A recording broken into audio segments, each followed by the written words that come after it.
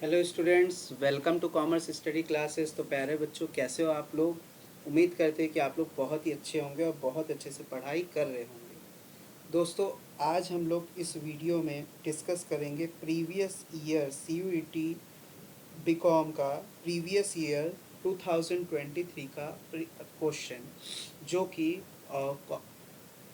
Paper कौन सा है बच्चे। पेपर जो है ये आपका 28 मई का है। 28 मई का जो है हम लोग ये प्रीवियस ईयर क्वेश्चन डिस्कस करने जा रहे हैं आज के इस वीडियो में। ठीक है, कौन सा डेट क्या है, 28 मई का पेपर है ये, 28 मई का। तो चलिए शुरू करते हैं हम लोग। दोस्तों, आज हम लोग इस वीडियो में पूरे 50 क्वेश्चन को बिल्कुल नहीं डिस्कस करेंगे, क्योंकि वीडियो बहुत लंबा हो जाएगा और आप लोग के ऊपर एक लोड आ जाएगा। तो हम नहीं चाहते कि आप लोग के ऊपर लोड आए। ठीक है, तो आप लोग के लिए हम शॉर्ट वीडियो ही बनाएंगे, 10 से 15 क्वेश्चन ही एक वीडियो में रखेंगे। ठीक है दोस्तों, तो चलिए शुरू करते हैं। और वीडियो अगर अच्छा लगा हो तो ज़रूर से आप लोग लाइक करिएगा वीडियो को, और चैनल को ज़रूर से आप लोग सब्सक्राइब कर लीजिएगा। चलिए शुरू करते हैं। पहला क्वेश्चन देखिए क्या लिखा हुआ है। इन एंटरप्रेन्योरशिप काश स्टैंड फॉर। ठीक है, एंटरप्रेन्योरशिप में काश का मतलब क्या होता है। तो देखिए, एंटरप्रेन्योरशिप जो है NCERT का 13th चैप्टर है, लास्ट चैप्टर है, जो कि पार्ट बी में है। ठीक है, तो इसमें एंटरप्रेन्योरशिप में काश का फुल फॉर्म क्या होता है, अगर आप लोगों को पता हो तो आप लोग भी कमेंट बॉक्स में ज़रूर कमेंट करते रहिए साथ साथ। Knowledge, attitude, skill, habit. ठीक है, के for knowledge, K for knowledge, A for attitude, S for skill, H for habit। It means हमारा थर्ड ऑप्शन बिल्कुल सही है, थर्ड ऑप्शन। देखिए इस बच्चे ने जो है आंसर मार्क ही नहीं किया। इतना आसान क्वेश्चन है, ठीक है ना, इतना आसान क्वेश्चन है, फिर भी बच्चे ने मार्क नहीं किया। चलिए आगे बढ़ते हैं अब हम लोग। नेक्स्ट क्वेश्चन है, dash lead to shifting an employee to a higher position carrying higher responsibility, facility, status and pay. अब आप ही लोग बताइए। देखिए क्या कह रहा है कि इसका मतलब क्या होता है, जिसमें एक एम्प्लॉय को हायर पोजीशन, देखिए पोजीशन आपका बढ़ जाएगा, और जब पोजीशन बढ़ता है तो रिस्पॉन्सिबिलिटी बढ़ती है कि नहीं। जैसे ही आप लोग एक क्लास से दूसरे क्लास में जाते हो तो वहाँ पे आपकी पढ़ाई भी बढ़ जाती है और आपका पोजीशन भी बढ़ जाता है, कि आप 10वीं से 11वीं में आ गए, 11वीं से 12वीं में आ गए, तो आपका पोजीशन भी बढ़ जाता है और पढ़ाई भी बढ़ जाती है, और पढ़ाई ज़्यादा तो जिम्मेदारी ज़्यादा। तो क्या हो गया यहाँ पे, प्रमोशन हो गया। ठीक है ना, क्या हो गया, हम एक क्लास से दूसरे क्लास में क्या होते हैं बच्चे, प्रमोट होते हैं। ठीक है ना, प्रमोट होते हैं। तो प्रमोशन इसका सही जवाब है। वैसे ही एक ऑर्गेनाइजेशन में होता है। अब कुछ बच्चों को लगेगा सर ट्रांसफ़र भी तो हो सकता है। ट्रांसफ़र क्यों नहीं हो सकता बच्चे।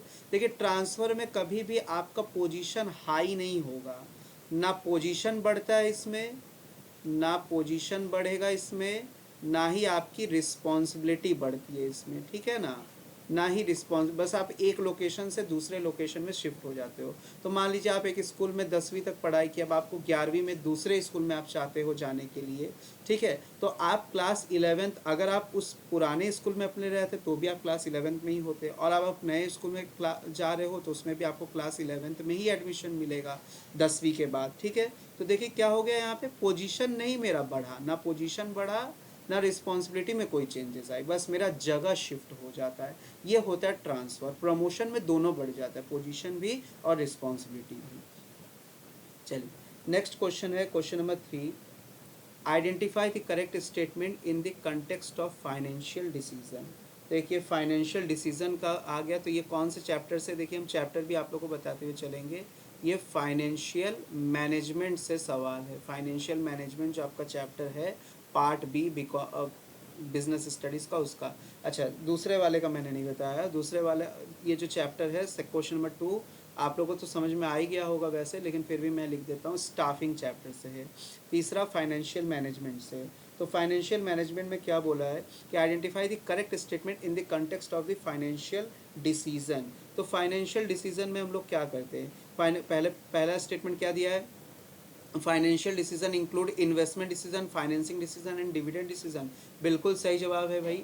फाइनेंशियल डिसीजन में हम लोग 3 तरीके का डिसीजन लेते हैं। इन्वेस्टमेंट डिसीजन कि पैसा कहाँ इन्वेस्ट करना है, फाइनेंसिंग डिसीजन कहाँ किस सोर्स से पैसे को हमें अवेलेबल करवाना है, और डिविडेंड डिसीजन मीन्स कितना अमाउंट हमें रिटेन अर्निंग के फॉर्म में रखना है और कितना अमाउंट हमें प्रॉफिट का डिविडेंड के फॉर्म में शेयर होल्डर्स को डिस्ट्रीब्यूट करना है। बिल्कुल सही जवाब है भाई।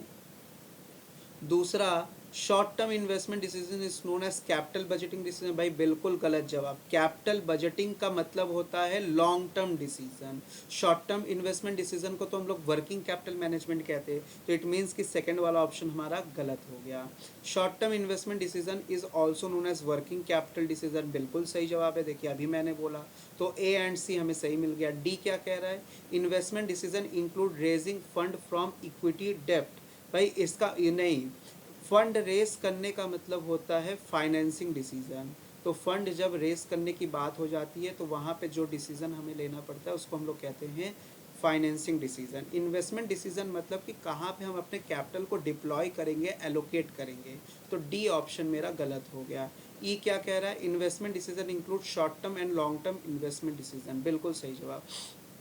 इन्वेस्टमेंट का मतलब शॉर्ट टर्म और लॉन्ग टर्म बेसिस पे हम कहाँ पे अपने पैसे को इन्वेस्ट करना चाहते हैं। तो ऑप्शन क्या हो जाएगा, ए सी एंड ई। तो फर्स्ट ऑप्शन करेक्ट हो जाएगा, फर्स्ट ऑप्शन। चलिए नेक्स्ट क्वेश्चन बढ़ेंगे हम लोग क्वेश्चन नंबर 4 की ओर। Dash involve shifting of an employ from one job to another job. देखिए फोर्थ वाला आपको समझ में आ ही रहा है, जॉब में शिफ्ट करने की बात कर दिया, यानी स्टाफिंग की बात कर दिया।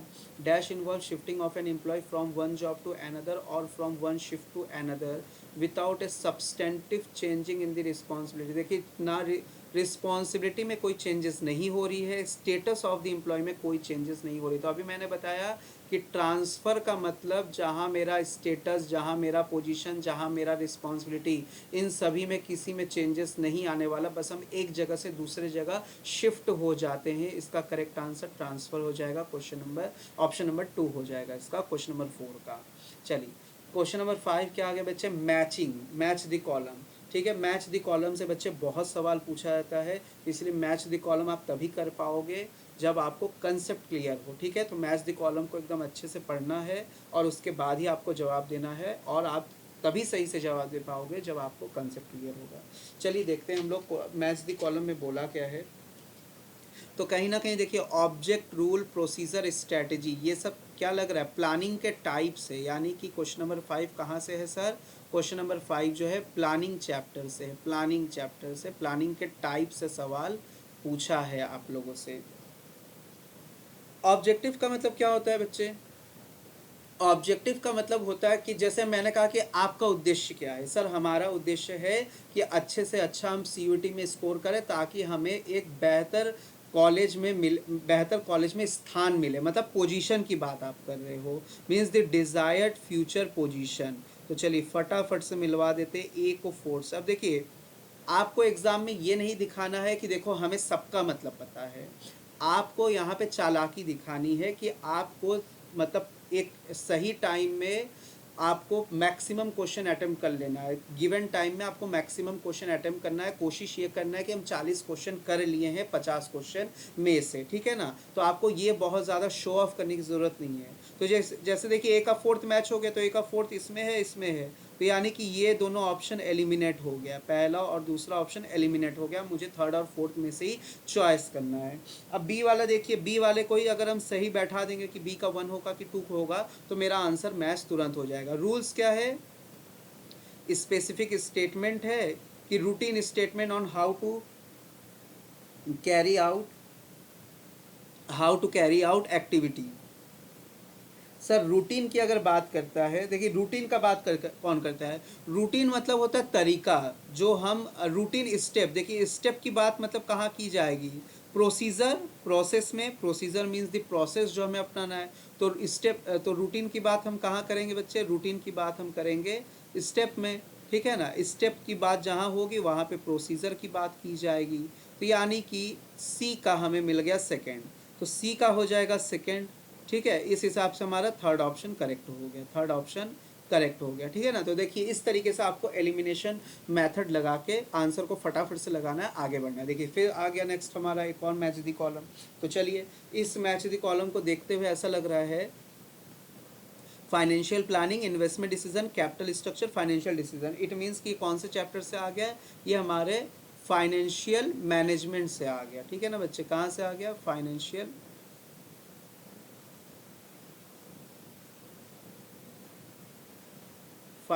मैनेजमेंट से आ गया, फाइनेंशियल मैनेजमेंट से आ गया। चलिए क्या दिया हुआ है यहाँ पे, पहला दिया हुआ है the mix between owners and borrowed fund. देखिए कैपिटल स्ट्रक्चर मिक्सचर होता है ना, कैपिटल स्ट्रक्चर का मतलब क्या होता है, स्ट्रक्चर का मतलब क्या, ढांचा। तो स्ट्रक्चर में दो तरीके के फंड की बात हम लोग करते हैं, एक होता है ओनर्स फंड, फाइनेंशियल मैनेजमेंट इसको पूरा नहीं लिखा था क्या मैंने, चलिए कोई नहीं, ओनर्स फंड, और दूसरा क्या होता है बोरोड फंड। तो ए का हो गया थर्ड बच्चे। अब देखिए आप यहाँ पे फटाक से आ जाइए, सर ए का थर्ड तो यहाँ पे तीनों में ही आ रहा है, चलिए मतलब ए का थर्ड को मिला के कोई मतलब मेरा नहीं बनेगा। बी पॉइंट, बी हम लोग देखेंगे क्या लिखा है,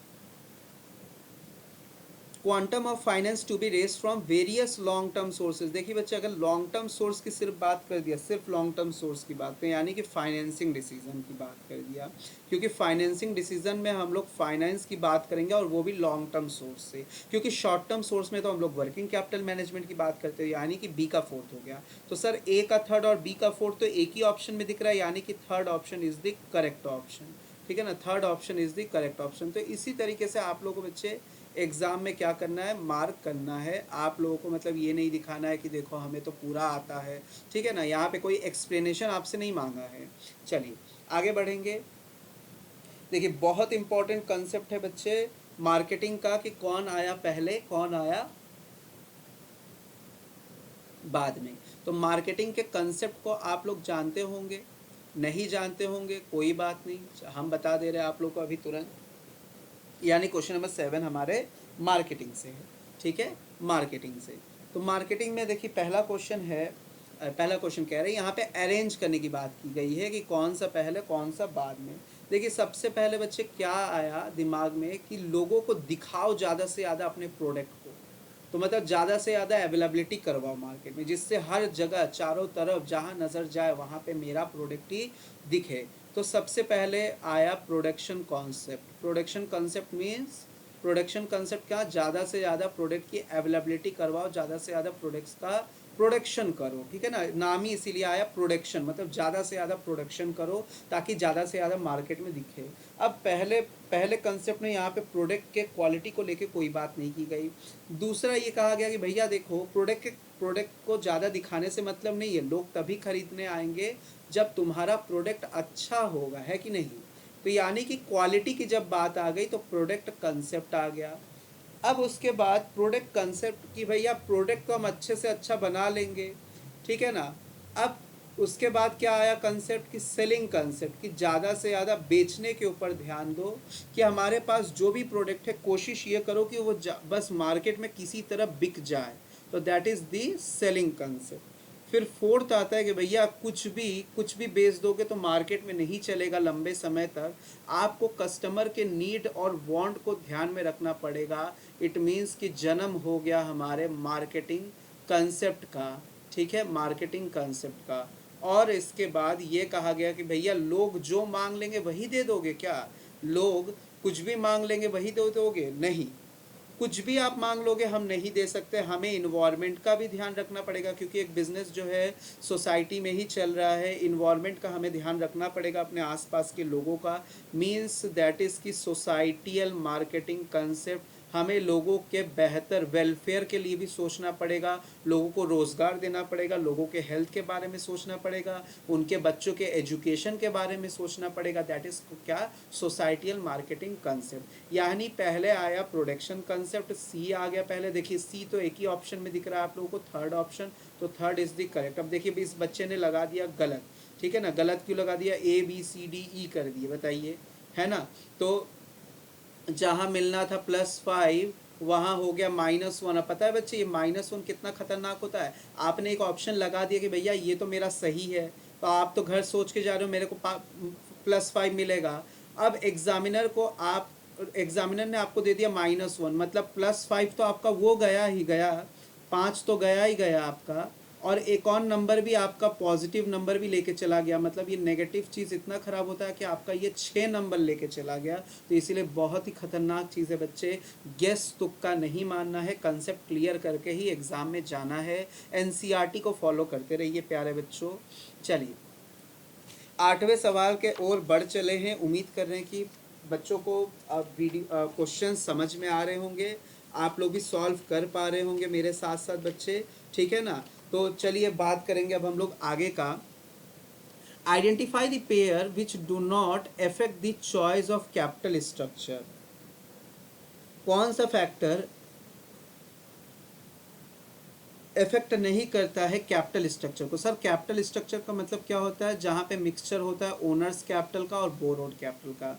सर सबसे पहले हम पता है यहाँ पे क्या देखेंगे, हम देखेंगे मार्केट में हम क्या कितनी अपनी कंपनी में फ्लेक्सिबिलिटी रखना चाहेंगे, कितना कंट्रोल रखना चाहेंगे, कितना कंट्रोल हम अपने कंपनी का डाइल्यूट करना चाहेंगे, उस हिसाब से मेरा कैपिटल स्ट्रक्चर होगा। तो सर फ्लेक्सिबिलिटी और कंट्रोल तो ज़रूर इफेक्ट करेगा।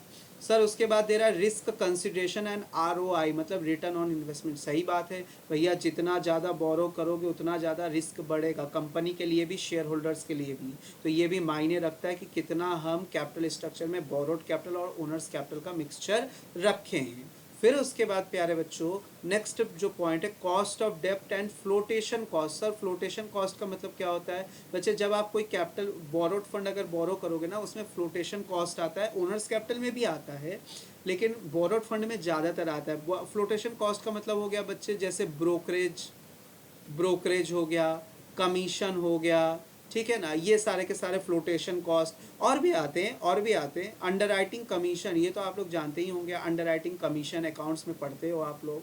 तो ये सारे के सारे हमारे फ्लोटेशन कॉस्ट है, ठीक है, जो कि ओनर्स कैपिटल को रेस करने में भी लगता ही है और बोरोड कैपिटल करने में तो लगता ही लगता है। ब्रोकरेज वगैरह अधिक अक्सर उसमें लग जाता है ब्रोकरेज कमीशन, ठीक है ना। तो बोल रहा है कौन सा फैक्टर? तो देखिए ये तीनों फैक्टर तो इफेक्ट कर रहा है, लेकिन दूसरा क्या था? Cost of equity and goodwill. बच्चे देखिए हमारे कैपिटल स्ट्रक्चर में गुडविल से कोई मतलब नहीं है, ठीक है ना। गुडविल का फैक्टर नहीं इफेक्ट कर सकता हमें, ठीक है ना। तो ये तो आप लोगों ने गलत कह दिया कि गुडविल इफेक्ट करेगा। इट मीन्स कि कौन नहीं इफेक्ट करता है? तो सही ऑप्शन 2 होगा। अच्छा अगर मैं आपको बोलूं कि कौन सा हमारा जो है इफेक्ट करता है, कौन कौन से फैक्टर्स होते हैं जो कैपिटल स्ट्रक्चर को डिसाइड करते टाइम इफेक्ट करता है, क्या मैं आप लोगों को ऐसे ही बोल दूं? अगर आप लोगों को देखिए, अगर आप लोगों को भी पता है तो आप लोग भी कमेंट बॉक्स में ज़रूर कमेंट करिए। इससे क्या होगा कि इससे 2 वे कम्युनिकेशन होगा। चलिए कुछ पॉइंट हम बता देते, कुछ आप लोगों के लिए होमवर्क छोड़ देते कि आप लोग बताएंगे। सबसे पहले कैश फ्लो पोजीशन, ठीक है ना, कैश फ्लो पोजीशन होता है, ठीक है ना। दूसरा होता है क्या बच्चे? इंटरेस्ट कवरेज रेशियो, जो कि आप लोग अकाउंट्स में पढ़ते हो, अकाउंटिंग रेशियो में।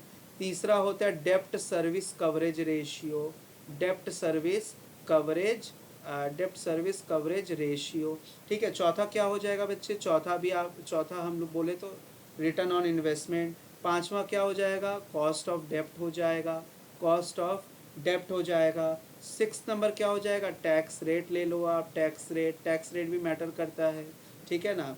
फिर उसके बाद 7वां क्या हो जाएगा सर? कॉस्ट ऑफ इक्विटी हो जाएगा, कॉस्ट ऑफ इक्विटी हो जाएगा, ठीक है, कॉस्ट ऑफ इक्विटी हो जाएगा। अब आप कहोगे सर यहाँ पे तो कॉस्ट ऑफ इक्विटी था, आपने तो कहा कि ये नहीं होगा। बच्चे गुडविल बोल रहा है, इसमें पेयर को देखना है साथ में, ये नहीं कि एक ठो मैच हो गया तो एक ठो मिल गया तो मिल गया। पेयर को देखिए, cost of equity and goodwill लिखा है, तो गुडविल नहीं इफेक्ट करता है बच्चे कैपिटल स्ट्रक्चर को, गुडविल से कोई लेना देना नहीं है, ठीक है। उसके बाद फ्लोटेशन कॉस्ट हो गया। चलिए 10 पॉइंट हम बता रहे हैं, इसके अलावा कुछ छूटे तो आप लोग बताएंगे हमें कमेंट बॉक्स में। फ्लोटेशन कॉस्ट, रिस्क कंसिडरेशन हो जाएगा 9 पॉइंट। चलिए ले लीजिए आप लोग रिस्क कंसिडरेशन। 10वां आप लोग रख लीजिए फ्लेक्सिबिलिटी। 11th आप लोग रख लीजिए कंट्रोल, ठीक है ना। फिर उसके बाद स्टॉक मार्केट कंडीशन। चलिए अब हम ज़्यादा नहीं बताएंगे। अब इसके अलावा और भी कोई 2-3 पॉइंट अगर आप लोगों को मिलता हो, एनसीईआरटी को फॉलो करना है प्यारे बच्चों, एनसीईआरटी को, ठीक है, तो मिलता है तो आप लोग भी कमेंट बॉक्स में जरूर हमें कमेंट में बताएंगे। चलिए 9 question, who can file A complain before the appropriate consumer forum. तो ये किससे आ गया? कंज्यूमर प्रोटेक्शन एक्ट से सवाल आ गया, कंज्यूमर प्रोटेक्शन एक्ट से। सर हम लोग को कौन सा कंज्यूमर प्रोटेक्शन एक्ट पढ़ना है? हम लोगों को कौन सा कंज्यूमर प्रोटेक्शन एक्ट पढ़ना है? 2019 वाला पढ़ना है बच्चे, पुराना आप लोगों को नहीं पढ़ना है, ठीक है। तो क्या हो जाएगा, any consumer can file complaint and does not need this service of an advocate who can file. तो कोई भी कंज्यूमर बच्चे फाइल कर सकता है कंप्लेंट, इवन आप और हम भी फाइल कर सकते हैं ऑनलाइन घर बैठे। और इसके लिए हमें किसी वकील की ज़रूरत नहीं है बच्चे, हमें किसी वकील की ज़रूरत नहीं है। एन अनरजिस्टर्ड एनी अनरजिस्टर्ड देखिए एनी अनरजिस्टर्ड कंज्यूमर एसोसिएशन, बच्चे यहाँ पे बोल तो दिया एनी कंज्यूमर, तो कंज्यूमर चाहे कोई भी हो भैया, रजिस्टर्ड अनरजिस्टर्ड कोई एसोसिएशन कोई भी कर सकता है। तो इसी में ही सारे बातें सम्मिलित हो गए। तीसरा, the trader who purchase the goods for with the purpose of selling. ठीक है, तो with the purpose of selling की बातें यहाँ पे आप कंज्यूमर नहीं कह रहा है। फिर any person who is relative of the consumer, तो बच्चे यहाँ पे तो एनी कंज्यूमर आ ही गया, तो चाहे रिलेटिव हो चाहे कोई भी हो, कोई भी फाइल कर सकता है। तो answer one is the most appropriate. यहाँ पे बच्चे से ये नहीं, ट्रेडर नहीं आएगा जो सेलिंग पर्पस के लिए ले रहा है। ठीक है, फिर आप सेल्स ऑफ गुड्स एक्ट में आ जाओगे। थर्ड वाला किस में आ जाएगा, सेल्स ऑफ गुड्स एक्ट 1930 के अंतर्गत ये कंप्लेंट फाइल करेगा अगर सेलर को कहीं कोई दिक्कत है तो। चलिए दोस्तों, 10वां क्वेश्चन लेते हैं, आज का यही आखिरी क्वेश्चन है। ठीक है, बाकी के रिमेनिंग क्वेश्चन को हम लोग नेक्स्ट वीडियो में डिस्कस करेंगे। Frederick Winslow Taylor was an American who sought to improve the industrial efficiency. देखिए फ्रेडरिक विंसलॉ टेलर बच्चे क्या थे, आप लोगों को पता होगा ज़रूर, ये मैकेनिकल इंजीनियर थे। एफ.डब्ल्यू. टेलर क्या थे, मैकेनिकल इंजीनियर। ठीक है, अब पता है कि नहीं आप लोगों को, एफ.डब्ल्यू. टेलर क्या थे, मैकेनिकल इंजीनियर थे। अच्छा, अब आप लोग हमें कमेंट बॉक्स में बताएंगे कि हमारे जो हेनरी फ्योल साहब है वो कौन से इंजीनियर थे। हेनरी फ्योल साहब कौन से इंजीनियर थे, बताएंगे कि नहीं आप लोग कमेंट बॉक्स में, बिल्कुल बताएंगे, क्योंकि सवाल तो एफ.डब्ल्यू. टेलर हो चाहे हेनरी फ्योल जी हो, सभी से सवाल हमारे एग्ज़ाम में पूछे जाते हैं। तो आप लोग हमें ज़रूर बताएंगे कि हेनरी फ्योल साहब जो है वो कौन से इंजीनियर थे। ठीक है बच्चों, तो उम्मीद, देखिए मैंने 10 क्वेश्चन सॉल्व किया है बच्चे ज़रूर, लेकिन 10 क्वेश्चन में मैंने आप लोगों को, अच्छा एक मिनट, ये वाला जो, ये कौन से चैप्टर से है, प्रिंसिपल ऑफ मैनेजमेंट चैप्टर से है, chapter number 2, part A of business studies. ठीक है बच्चों, तो अगर आप लोगों को वीडियो अच्छा लगा है तो ज़रूर अपना प्यार दिखाइएगा बच्चों। वीडियो को लाइक करिए, ज़्यादा से ज़्यादा अपने दोस्तों में शेयर करिए ताकि मुझे भी एक मोटिवेशन मिले। और चैनल को ज़रूर से बच्चे सब्सक्राइब कर लीजिए, क्योंकि सारे के सारे अपडेट्स, इम्पॉर्टेंट वीडियोस, MCQs आपको इसी चैनल पे मिलेगा। ठीक है बच्चों, तो चलिए अब हम लोग मिलते हैं नेक्स्ट वीडियो में कुछ और ऐसे ही इन्फॉर्मेशन के साथ, कुछ ऐसे ही इम्पॉर्टेंट MCQs के साथ। तब तक के लिए स्वस्थ रहिए, खुश रहिए और बहुत अच्छे से पढ़ाई करते रहिए।